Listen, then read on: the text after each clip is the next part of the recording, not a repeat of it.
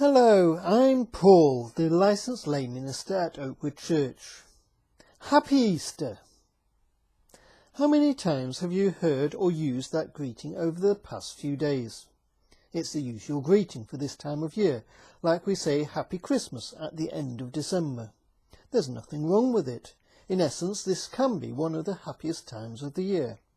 The blossom is on the trees, the daffodils are raising their heads, lambs are gambling in the fields, the sun is shining more, and this year we're hopeful of emerging into new life after lockdown.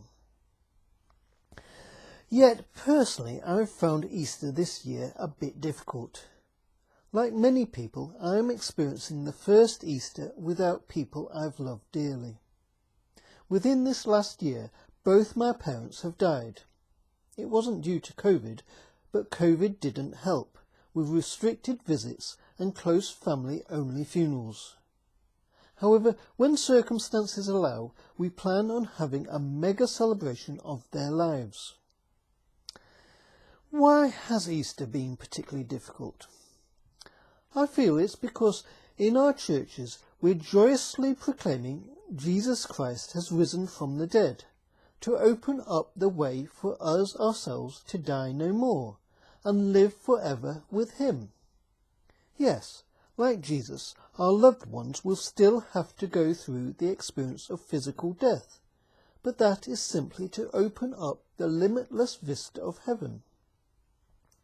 Now that's easy for a preacher to say, and for anyone to give a passing thought to. Yeah, pie in the sky when we die.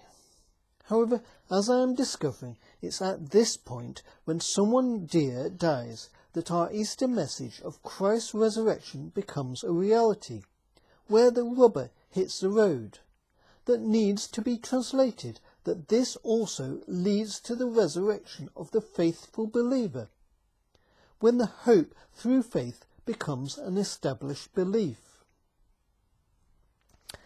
When I was growing up, there used to be a toy called Weebles. They were egg-shaped little people that had a weight in their base that prevented them falling over. The advert used to say, "Weebles wobble, but they never fall over." Our belief in our dearly departed being with the resurrected Christ in heaven can wobble at times like this, but I pray for you it is a belief that never completely falls over. Years ago, my parents had organised their funerals, including the Bible readings they wanted. They chose a large slice of 1 Corinthians chapter 15. It's 58 verses long, and so I can't read it all in a few-minute thought for the day, but I encourage you to take a coffee break and read it through. However, 3 verses that have spoken to me this Easter are verses 12, 13 and 20. Now, since our message is that Christ has been raised from death, how can some of you say that the dead will not be raised to life? If that is true, it means that Christ was not raised, and if Christ has not been raised from death, then we have nothing to preach, and you have nothing to believe. But the truth is that Christ has been raised from death as a guarantee that those who sleep in death will also be raised.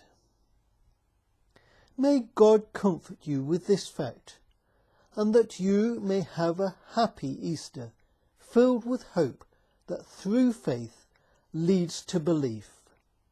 Amen.